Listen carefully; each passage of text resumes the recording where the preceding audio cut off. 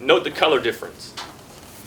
People in the front, people in the back. What's the difference? Studies show that minorities make up nearly 60% of the nation's population. However, accurate racial representation in school history books is scarce. I do believe that a lot of the events that we are taught in school are one-sided.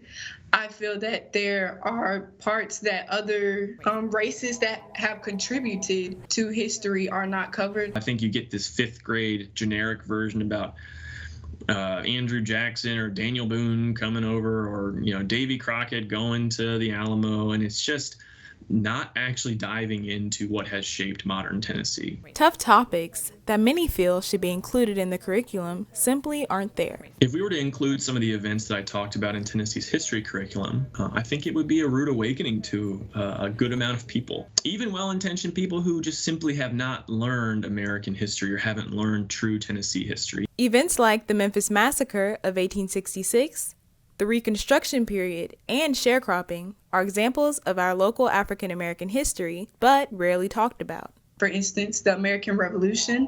I know that there are parts about who fought in the war that are Caucasian, but there are parts that are left out about the African Americans that fought in the war. Racial tensions and violence towards the Asian community following World War II also isn't talked about to the degree that it should be, but this isn't where the lack of diversity stops. I believe that it disregards a lot of racial and ethnic groups such as Asian, Hispanic, Native, and so forth. Students I talked with even say they learn their history everywhere but the classroom. I learned that history from my parents, my grandparents.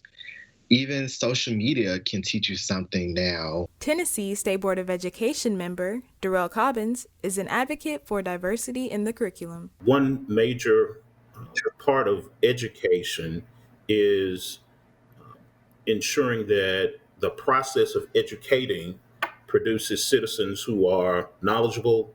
And so we have to be mature enough to be able to have those tough conversations to make sure that we foster understanding and, again, not repeat those mistakes of the past. Reporting for GHS Insider, I'm Maya Mitchell.